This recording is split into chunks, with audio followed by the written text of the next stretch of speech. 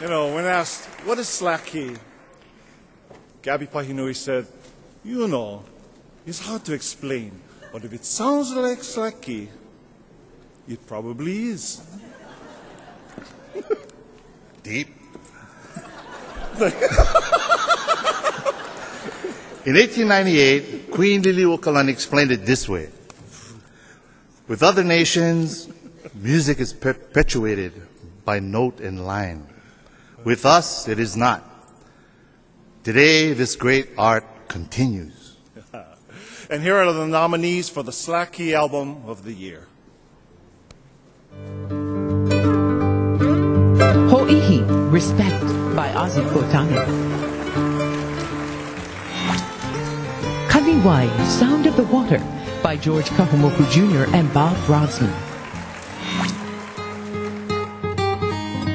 Maui on My Mind by Jeff Peterson.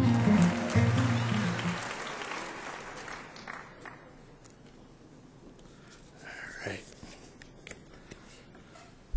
And the winner is, oh brother, I can't believe it. 2011, me and you. Yes! Oh, wait, it's 2010. Well, we got to wait one more year then. Okay.